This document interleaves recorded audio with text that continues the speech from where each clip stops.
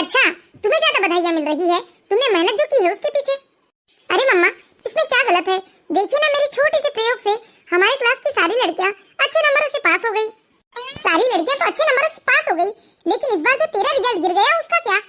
क्या मम्मा, 5 नंबर कम या ज्यादा आना रिजल्ट गिरना या उठना नहीं होता ना। और वैसे भी इसका नीलिमा की मदद से कोई लेना देना नहीं है। अच्छा, मतलब मेरी ही देखरेख में कोई कमी रह गई थी क्या? मम्मा, आप बात को कहां से कहां लेकर जा रही हैं? वैसे भी आप जैसे केयरिंग मॉम तो कोई हो ही नहीं सकती मम्मा। बस बस रहने दे। एक तो मना करने के बावजूद तू अपनी दरिया दिली दिखाने से बात नहीं आती है। अब तो तुम मुझसे बातें भी छिपाने लगी है। देख काजल, तेरी ये हरकत मुझे बहुत विचलित करती है। ये तेरी दरिया दिली एक दिन तुझे ले डूबेगी। बचपन से तुझे समझाते आ रही हूँ। अरे बचपन में ही तो तू खुद कुल्फी मांगकर किसी गरीब भिखारी को दे दिया करती थी, खुद अच्छे कपड़े की जिद करती थी और अपने पुराने कपड़े उठाकर किसी जरूरतमंद को दे देती थी। बचपन से ही तेरी ऐसी आदत है। लेकिन बेटा, समय रहते तुम्हें अपनी इस आदत को सुधारना होगा। अरे तू ऐसी दरिया दिली दिखाती रहेगी तो लोग तुझे उल्लू बनाकर अपना उल्लू सीधा करते रहेंगे। इतना ही नहीं, स्कूल से लेकर कॉलेज तक तू अपना टिफिन दूसरों को खिलाकर खुद भूखे पेट घर आ जाती है। अरे मुझे तो समझ में नहीं आता कि मैं तेरी इस हरकत के लिए तेरी पीठ थपथपाऊं या अपना माथा पीटूं। देख बेटा काजल, जमाने के अनुसार चलना सीख। आज के जमाने में कोई इतनी दरियादिली नहीं दिखाता है किसी पर, क्योंकि यहाँ आजकल लोग सिर्फ एक दूसरे का फायदा उठाते हैं। काजल बेटा, कोई किसी का सच्चे दिल से मदद नहीं करता है। लोग सिर्फ मतलब से रिश्ते रखते हैं आज के समय में। लेकिन तू कब समझेगी बेटा? अरे मम्मा, आप फिर शुरू हो गए। ऐसा कुछ नहीं है ना मम्मा, आप इतना चिंता क्यों करते हो? देखिए, अब मैं इतनी छोटी बच्ची भी नहीं रही कि अपना सही गलत अच्छा बुरा ना समझ सकूंगी। रहने दे, तू मेरी बातें ना कभी मानेगी और ना ही अपनी आदतों को बदलेगी। मैं ही पागल हूँ जो हमेशा तेरे लिए चिंता करती हूँ, तेरे लिए सोचती हूँ। तुझे तो मेरी जरा भी नहीं पड़ी है। ओह माय गॉड, मम्मा फिर शुरू हो गई। अब मम्मा जाकर फिर से पापा से मेरी शिकायत करेंगी। ये है काजल। काजल राजेंद्र जी और अनुराधा जी की इकलौती संतान है। काजल को हमेशा दूसरों की मदद करने में सुख प्राप्त होता था। वह हमेशा अपनी चिंता कम और दूसरों की चिंता ज्यादा करती। वह हमेशा सबकी मदद के लिए तत्पर रहती थी।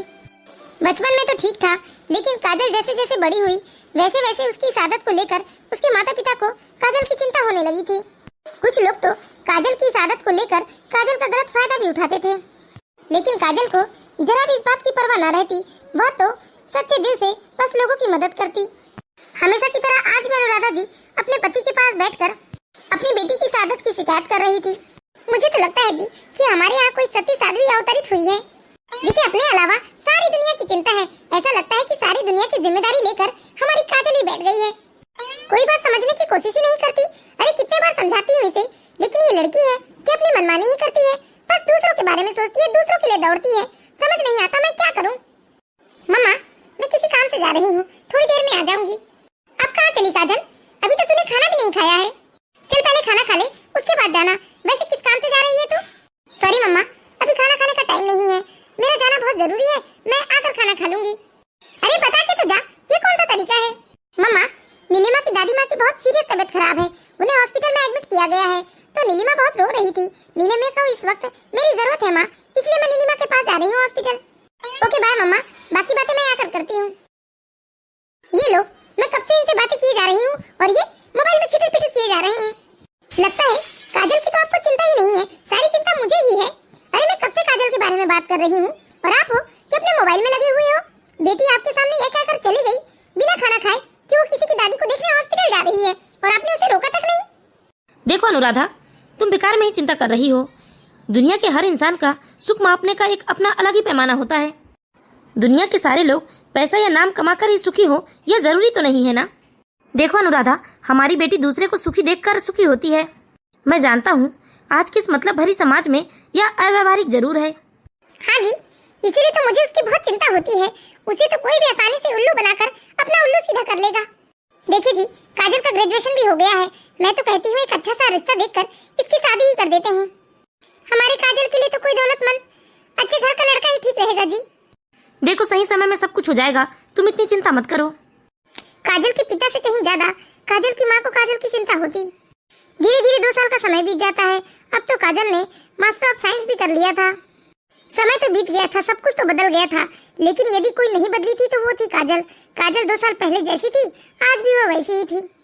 काजल के पिता बीपी और शुगर के पेशेंट थे और इन 2 सालों में काजल के पिता की बहुत ज्यादा तबीयत खराब रहने लगी थी। वह ज्यादातर बेड में ही समय बिताते थे। सुनिए जी, अब तो आपकी भी तबीयत ठीक नहीं रहती और काजल की दरिया दिली अभी भी खत्म नहीं हुई है। वह समझती ही नहीं, बस लोगों की मदद करती फिरती है। देखिए मेरी बात मानिए, जल्दी से आप काजल का रिश्ता ना कहीं तय कर दीजिए। अगर काजल की शादी हो जाए तो मैं भी निश्चिंत हो सकूं जी। लेकिन अनुराधा, मेरी तो हालत ऐसी है नहीं कि मैं कहीं काजल के लिए रिश्ता तलाश करने जा सकूं। अरे भाई, चिंता क्यों करते हो? आपकी इस समस्या को तो हल करने आई है आपकी बहन। प्रणाम दीदी। आइए ना दीदी, बैठिए। हाँ भाभी, मुझे पता चला कि आप काजल की शादी को लेकर बहुत परेशान हो रही हो। हाँ दीदी, आप तो अपने भाई की हालत देख ही रहे हैं। ये तो कहीं लड़का तलाश करने जा भी नहीं सकते और काजल की दरिया दिली, उसे तो अपने जीवन के बारे में कोई चिंता ही नहीं है। अपने भविष्य को लेकर कोई चिंता नहीं है उस लड़की को। बस लोगों की मदद करते फिरती है। इधर घर का काम भले छूट जाए लेकिन दूसरों की मदद ना छूटे उससे। हाँ हाँ भाभी, आप बिल्कुल चिंता मत कीजिए। अरे मुझे जैसी जानकारी मिली ना, मैं वैसे ही सबसे पहले आपके पास आई हूँ। मैं हमारी काजल बिटिया के लिए एक अति संपन्न घराने का रिश्ता लेकर आई हूँ। एक लौता लड़का है, लड़के के पिता का करोड़ों का कारोबार है। क्या सच में दीदी? सच कह रही हैं आप? अगर आप सच कह रही हैं ना तो मानो मेरे मन की मुराद पूरी हो गई है। सुन रहे हो जी? सुन रहे हो ना दीदी क्या कह रही है? हमारे काजल के लिए बहुत अच्छे घर का रिश्ता लेकर आई है दीदी। हाँ अनुराधा, सुन रहा हूँ। अच्छा रिश्ता है। काजल से पहले पूछ लो, यदि उसे इस शादी से कोई एतराज ना हो तो फिर काजल की शादी यहीं तय कर दो। दीदी, लड़का ठीक तो है ना? अरे भैया, लड़के के बारे में तो मैं आपसे क्या ही कहूँ। अरे खानदानी रईस लड़का है, अपने माता पिता का इकलौता है। और पता है, वो कोई ज्यादा दूर की रिश्तेदारी का लड़का नहीं है। मेरे नंदोई की बहन का लड़का है वो तो मेरी ननद मुझे बहुत मानती है, इसीलिए उसकी शादी से पहले एक बार उसने मुझसे पूछा कि मेरे भाई के घर भी तो बेटी है, यदि वो लोग शादी करना चाहे तो दोनों परिवार मिलकर आपस में बैठकर बात कर लेंगे। और मैं तो कहती हूँ भैया, यदि आप लोग आगे बढ़कर कहेंगे ना तो वो लोग कभी मना नहीं करेंगे। वैसे ही हमारी काजल बहुत सुंदर है और अब तो पढ़ाई भी उसकी पूरी हो गई है ना भैया। और वैसे भी भैया, जब से आपकी हालत ऐसी हुई है तब से मुझे काजल की बहुत चिंता सताने लगी है और काजल हम सबकी जिम्मेदारी है। तभी तो जानकारी मिलते ही मैं सबसे पहले आप लोगों के पास चली आई। सच कहती हूँ दीदी, मैं आपका एहसान जिंदगी भर नहीं भूलूंगी। आपने मुझ पर, हम पर बहुत बड़ा एहसान किया है। क्योंकि काजल की शादी की चिंता को लेकर मैं रात को चैन से सो तक नहीं सकती। सुबह होते ही काजल की चिंता सताने लगती है। एक तो हमारी काजल बिटिया कितनी मासूम है, दरिया दिली वाली लड़की है। कभी अपने सुख चैन के बारे में नहीं सोचती, हमेशा परोपकार के बारे में सोचती है। जमाने को देखते हुए बहुत डर लगता है दीदी, कहीं कोई मेरी काजल का गलत फायदा उठाकर अपना उल्लू सीधा न कर ले। अरे भाभी, सब दिन कट जाते हैं, यह दिन भी कट जाएगा और इस रिश्ते से तो आप लोगों को कोई समस्या नहीं है। लेकिन भैया कह रहे हैं कि एक बार काजल की अनुमति ले ले, तो आप काजल से बात कर लीजिए। उसके बाद आप मुझे 1-2 दिन में फोन में बता दीजिएगा।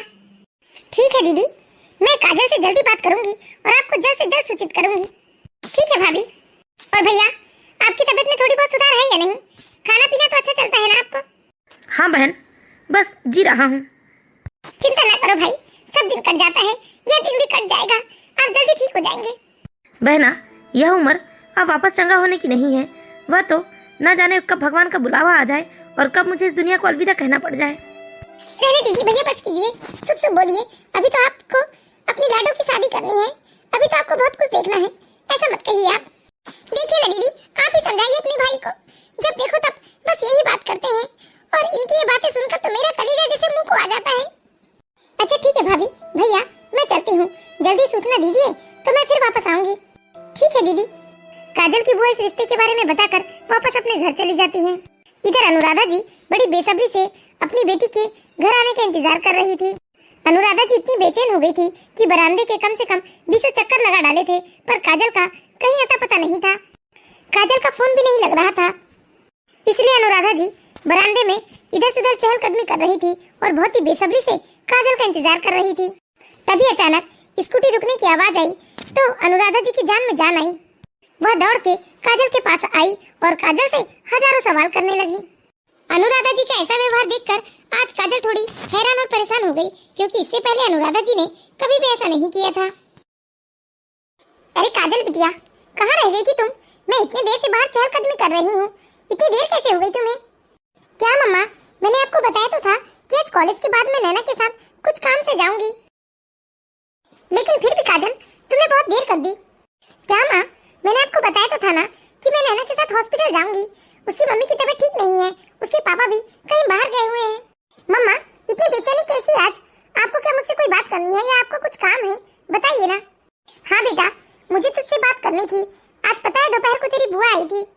हाँ माँ, वो भी तेरे लिए बहुत अच्छा रिश्ता लेकर आई बेटा। अरे बहुत ही अमीर खानदान का लड़का है, एक लौता लड़का है, किसी चीज की कोई कमी नहीं है उनके घर। काजल, तू राज करेगी बिटिया, राज करेगी वहाँ जाकर। पता है, बहुत अमीर खानदान का लड़का है। लड़के ने खुद इतना बड़ा बिजनेस एम्पायर खड़ा करके रखा है अपने बलबूते से। अरे लाखों रुपए महीने कमाता है लड़का। काजल बिटिया, एक बार उस घर में तेरी शादी हो गई ना तो हमारी तो सारी समस्या ही खत्म हो जाएगी। मैं और तेरे पापा बिल्कुल निश्चिंत हो जाएंगे। मम्मी, मुझे भूख लगी है, खाने में क्या बनाया है आपने? आराधना जी लगातार लड़के और लड़की के परिवार वाले के बारे में काजल को बताई जा रही थी, लेकिन काजल जैसे अपनी माँ की बातों को अनसुना कर रही थी। अनुराधा जी लगातार अपनी बेटी को उस रिश्ते के बारे में बता रही थी, लेकिन काजल को इस रिश्ते से जैसे कोई दिलचस्पी ही नहीं थी। वह तो अपनी माँ की बात को अनसुना कर रही थी और काजल ने अपनी माँ से भूख का बहाना करके इस बात को दरकिनार कर दिया। मम्मी, आप खाना लगाइए ना, मैं फ्रेश होकर आती हूँ। हे भगवान, कैसी लड़की है ये? मैं इससे लगातार इसकी शादी की बात कर रही हूँ, लेकिन यह तो कोई रुचि ही नहीं दिखा रही है। यह लड़की तो बस मूर्ति बनी बैठी है। अरे लड़कियां तो अपने रिश्तों की बात सुनकर कितनी उत्साहित हो जाती हैं, लेकिन इसे तो जैसे कोई मतलब ही नहीं है। समझ में नहीं आ रहा है इसके मन में क्या है, ये कुछ बोल क्यों नहीं रही है। कोई बात नहीं, पहले ये खाना खा ले, फिर इत्मीनान से इसके साथ बैठकर मैं बात करूंगी। क्योंकि इतना अच्छा रिश्ता हाथ से चला गया तो पछताने के सिवा कुछ हाथ नहीं लगेगा। अनुराधा जी को यह रिश्ता बहुत पसंद आ गया था। अनुराधा जी तो बस किसी भी तरह चाहती थी कि काजल इस रिश्ते के लिए हाँ कह दे। जब काजल और अनुराधा साथ में खाना खाने भी बैठे तो अनुराधा जी बार बार इस रिश्ते का ही बखान कर रही थी, इस रिश्ते के बारे में बात कर रही थी, लेकिन अभी भी काजल ने कोई रुचि नहीं दिखाई और जल्दी से खाना खत्म करके वह नींद का बहाना बताकर अपने कमरे में आ गई। काजल का इस तरह का व्यवहार अनुराधा जी को डरा रहा था कि काजल के मन में न जाने क्या है, वो इस शादी के लिए हाँ क्यों नहीं कह रही है। अनुराधा जी आखिरकार बहुत परेशान हो जाती है तो अपने पति से जाकर इस बारे में बात करती है। सुनिए ना जी, न जाने काजल इस रिश्ते को लेकर कोई रुचि क्यों नहीं दिखा रही है। मैं काजल से बात करने की बहुत कोशिश कर रही हूँ, लेकिन काजल तो कोई जवाब ही नहीं दे रही है। काजल तो बस मेरी बात को टालते ही जा रही है। देखो आराधना, अब हमारी बेटी बड़ी हो गई है, समझदार हो गई है, इसीलिए उसे अपने जिंदगी का फैसला लेने का अधिकार है। तो मुझसे जोर जबरदस्ती मत करना। यदि खुशी खुशी वह इस रिश्ते के लिए तैयार होती है तभी इस रिश्ते की बात को आगे बढ़ाना। ठीक है जी, लेकिन इतना अच्छा रिश्ता मैं नहीं चाहती कि रिश्ता हमारे हाथ से जाए। मैं काजल से कल सवेरे फिर इस बारे में बात करूंगी। ठीक है अनुराधा, लेकिन देखो बेटी के ऊपर कोई दबाव मत बनाना तुम शादी का। नहीं जी, कोई दबाव नहीं बनाऊंगी। इस तरह रात तो कट जाती है, लेकिन सुबह होते ही आराधना जी अपनी बेटी के उठने का इंतजार करने लगी, क्योंकि आराधना जी एक बार फिर से काजल से शादी के बारे में बात करना चाहती थी। काजल अपने कमरे से तैयार होकर निकली तो देखा कि उसकी माँ हॉल में बैठी उसका इंतजार कर रही है। अरे मम्मा, आप यहाँ बैठे हो? काजल, कहाँ जा रही हो बेटा? माँ, हॉस्पिटल जा रही हूँ। नैना की माँ की तबीयत ठीक नहीं है ना। देख बेटा काजल, ऐसे रिश्ते आसानी से मिलते नहीं हैं और तेरी बुआ ने तेरे लिए इतना अच्छा रिश्ता सुझाया है, तो इस रिश्ते के लिए हाँ क्यों नहीं कह रही है बेटा? तू क्या चाहती है? क्या तू अभी शादी नहीं करना चाहती? बता बेटा, क्योंकि हमें तो ये रिश्ता बहुत पसंद है। माँ, मैं भी कुछ साल नौकरी करके अपने पैरों में खड़ा होना चाहती हूँ, उसके बाद ही शादी के बारे में फैसला लूंगी। काजल ने अपनी बात रखते हुए इस एक तरफा बातचीत को विराम लगाना चाहा, पर कल से संयम बरत रही आराधना जी का धैर्य तो अब जवाब दे गया था। अरे इतने बड़े घर की बहू बनने के बाद तुझे नौकरी करके अपने पैरों पर खड़े होने की जरूरत ही क्या रह जाएगी? अरे ये तो शुक्र मानो तुम्हारी बुआ का, जो तुम्हारी बुआ को तुम्हारा ख्याल आ गया और उन्होंने इतने बड़े घर का रिश्ता सुझाया, वरना तेरे पापा तो बिस्तर में पड़े हैं, कौन जाता तेरे लिए रिश्ता तलाश करने? अरे एक बार तो हमारे बारे में नहीं सोच रही है कि हम तेरी शादी करने के लिए कितना परेशान हैं? तू समझने की कोशिश क्यों नहीं करती है बेटा? इधर अनुराधा जी को अपनी बात बीच में ही रोक देनी पड़ी, क्योंकि काजल के मोबाइल पर किसी का फोन आ गया था। काजल किसी से बात करने में बिजी हो गई थी। अरे तू चिंता मत कर, रिपोर्ट्स लेने मैं चलूंगी ना तेरे साथ, और जरूरत पड़ी तो हम दूसरे डॉक्टर को भी दिखाएंगे। तब तक जो दवाएं चल रही है ना, आंटी को देती रहना, सब ठीक हो जाएगा। सॉरी मम्मा, लेकिन अभी मुझे निकलना पड़ेगा। नैना की मम्मी की कुछ ज्यादा ही तबीयत खराब है। हाँ हाँ जा, तुझे तो जमाने की माँ की पड़ी है, लेकिन अपनी माँ की नहीं पड़ी है। इसकी माँ, उसकी माँ, सबकी माँ की मदद करनी है, सबकी मदद करनी है, सबके बारे में सोचना है, लेकिन एक अपनी माँ के बारे में नहीं सोचना है कि चाहती है, तेरी माँ क्या सोच रही है, तुझे इससे कोई लेना देना नहीं है। सॉरी मम्मा, लेकिन अभी मुझे जाना पड़ेगा। मैं वापस आकर आपसे बात करती हूँ। अब तो आराधना जी को काजल के ऊपर और ज्यादा गुस्सा आने लगा, क्योंकि काजल ने एक तो शादी के लिए साफ साफ मना कर दिया था, और दूसरी बात कि आराधना जी की बात पूरी होने से पहले ही वह किसी की मदद के लिए चली गई। इधर आराधना जी दिन भर बड़बड़ाते रही कि काजल ने उनकी पूरी बात नहीं सुनी। देखिए ना जी इस लड़की को, अरे इसे जमाने की परवाह है, लेकिन एक अपनी माँ की परवाह नहीं है, अपनी माँ की बात नहीं मानती है ये। आराधना, मैंने तो तुमसे पहले ही कहा है कि हमारी काजल की सुख मापने का पैमाना अलग ही है। वह दूसरों को सुखी देखकर सुखी होती है। तो क्या उसे मैं जिंदगी भर कुंवारी बैठाल कर रखूं? अरे एक तो आपकी तबीयत ठीक नहीं रहती है, और इतना अच्छा रिश्ता दीदी ने घर बैठे सुझाया है। अरे आप लोग समझते क्यों नहीं है? आप कहिए ना काजल से। नहीं आराधना, मैं काजल से जबरन इस रिश्ते के लिए हाँ नहीं करवा सकता। हाँ मत करवाइए, मुझे ही तो उसकी चिंता है, आपको तो उसकी जरा भी चिंता नहीं है। आराधना जी दिन भर यही दुखड़ा लेकर बैठे रही कि उनकी बेटी उनकी बात नहीं मानती है, और जब शाम को काजल हॉस्पिटल से घर आती है तो आते ही अपनी माँ से शादी के लिए हाँ कह देती है। अपनी बेटी के मुंह से एक एक हाँ सुनकर आराधना जी को बहुत हैरानी होती है। क्या तू क्या कह रही है काजल? सच में तू इस शादी के लिए तैयार है? लेकिन कल तक तो तू मना कर रही थी ना, फिर अचानक? माँ, आपने ही तो कहा ना कि मैं इतने बड़े परिवार की बहू बनूंगी, तो मुझे नौकरी करने की क्या जरूरत है, मुझे अपने पैरों पर खड़े होने की क्या जरूरत है। इसलिए मैंने सोच लिया कि आप जैसा कहेंगी मैं वैसा करूंगी। सच में बिटिया, तू अपने मन से कह रही है ना, तू इस शादी के लिए राजी है? हाँ मम्मी, मैं इस शादी के लिए राजी हूँ। मैं तेरी बुआ को फोन करके कह दूं ना बेटा? हाँ कह दीजिए मम्मी। इधर आराधना जी की खुशी का ठिकाना न था। आराधना जी ने अपनी नंद को फोन करके बता दिया कि उनकी बेटी शादी के लिए तैयार है। ठीक है मामा, मैं अभी आई। बहुत ही आश्चर्य लग रहा है मुझे कि काजल ने अचानक इस शादी के लिए अपनी सहमति कैसे जता दी। खैर जो भी बात हो, मैं उससे ज्यादा पूछूंगी तो कहीं उसका मन बदल न जाए, इसीलिए मैं इससे कोई सवाल नहीं करूंगी। मैं तो जल्दी सगाई की डेट निकलवा देती हूँ। इधर आराधना जी ने अपनी नंद से कहकर सगाई की डेट भी निकलवा दी थी। 1 महीने बाद काजल और विक्रम की सगाई होने वाली थी। दोनों के परिवार वाले चाहते थे कि वह 1-2 बार एक दूसरे से मिल ले और एक दूसरे को जान ले। काजल ना चाहती हुए भी विक्रम से 2 बार मिल चुकी थी। अब तो काजल के घर में काजल की सगाई की तैयारियां होने लगी थी। काजल की सहेली नैना हमेशा काजल के साथ रहती, और शादी की तैयारियों में वह काजल की मम्मी की और काजल की खूब मदद करती। नैना बेटा, मैं तो तुम्हारे अंकल की देखरेख की वजह से मार्केट नहीं जा सकती हूँ, तो तुम एक काम करना, आज इसकी सगाई के लिए जो भी खरीदारी है वह तुम काजल के साथ जाकर कर लेना। ओके आंटी जी। नैना, शॉपिंग के लिए हम लोग शाम को जाएंगे, चलना अभी चलकर कमरे में आराम करते हैं। ठीक है काजल। अनुराधा जी तो बहुत खुश थी शादी को लेकर, लेकिन अनुराधा जी ने गौर किया था कि काजल की आंखों में इस शादी को लेकर ना ही कोई सपने हैं और इस शादी को लेकर ना ही कोई खुशी है। काजल अपनी सहेली नैना को लेकर कमरे में चली गई। इधर अनुराधा जी काजल और नैना के लिए चाय बनाने चली गई। थोड़ी देर बाद जब चाय लेकर अनुराधा जी आई तो कमरे के बाहर ही उनके पैर रुक गए, क्योंकि उन्होंने सुना कि काजल और नैना इस शादी को लेकर कोई बातचीत कर रहे हैं। काजल, ये क्या? मैं तेरे बारे में कभी ऐसा नहीं सोच सकती थी। तू पैसे की लालच में आकर किसी और से शादी करने को तैयार हो गई। तू इतने जल्दी राहुल को भूल गई, सिर्फ कुछ रुपयों के लिए?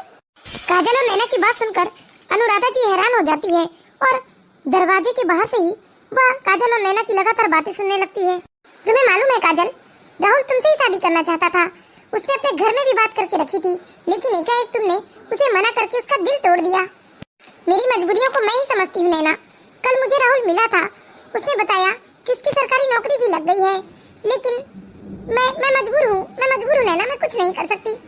खैर ये सब जाने दे नैना, आंटी की तबीयत अब ठीक हो गई ना? मुझे बहुत अच्छा लग रहा है।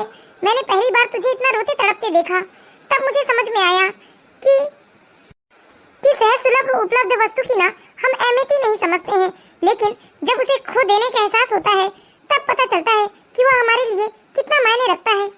बस यही देखकर मैंने तय किया कि मैं माँ की खुशी के लिए सब कुछ करूंगी। मैं माँ की खुशी के लिए उस घमंडी विक्रम से भी शादी करने को तैयार हो गई हूँ, जबकि ये बात मुझे अच्छे से पता है कि मैं विक्रम के साथ कभी खुश नहीं रह पाऊंगी, क्योंकि उससे 2 मुलाकात में ही मुझे समझ में आ गया कि पैसे के पीछे भागने वाले इस इंसान की नजर में मैं जिंदगी भर एक उपभोग की वस्तु ही बनकर रह जाऊंगी।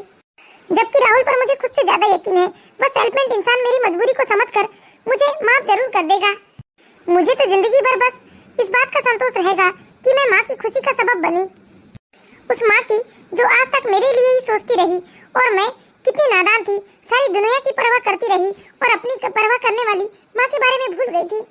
नैना और काजल की बात सुनकर तो अनुराधा जी के पैरों से जैसे जमीन खिसक गई थी। अनुराधा जी अपने आप को रोक नहीं पाई और वह सीधे कमरे में प्रवेश कर गई। काजल बिटिया, सच में मैं तुझे कभी नहीं समझ पाई। तुझसे मेरा दर्द सहन नहीं हो रहा है और मैं तुझे जिंदगी भर का दर्द देने जा रही थी बेटा। अरे तूने मुझसे ये सब पहले क्यों नहीं बताया? नहीं माँ, ऐसी कोई बात नहीं है। जहाँ मेरी शादी करना चाहती है वहाँ कर दीजिए। नहीं बेटा, विक्रम से शादी के बाद जब तू खुश नहीं रह पाएगी तो भला मैं कैसे खुश रह सकती हूँ? तेरी शादी वहीं होगी बेटा जहाँ तू चाहती है, जहाँ तू खुश रह पाएगी। अनुराधा जी ने रोते हुए अपनी बेटी को गले से लगा लिया और यह बात अनुराधा के पापा को बताई। काजल के पिता तो यह चाहते ही नहीं थे कि उनकी बेटी की शादी उनकी मर्जी के खिलाफ हो। जब यह बात काजल के पिता को पता चली तो वह बहुत खुशी हुए और उन्होंने अपनी पत्नी से कहा कि अब तुमने अपनी बेटी की खुशी का पैमाना आखिर नाप ही लिया। काजल और राहुल की शादी बहुत धूमधाम से संपन्न हुई। आज पहली बार काजल की माँ अनुराधा जी को पता चला कि सच में हर किसी की खुशी मापने का पैमाना अलग अलग होता है। आज वह पहली बार अपनी बेटी को समझ पाई थी।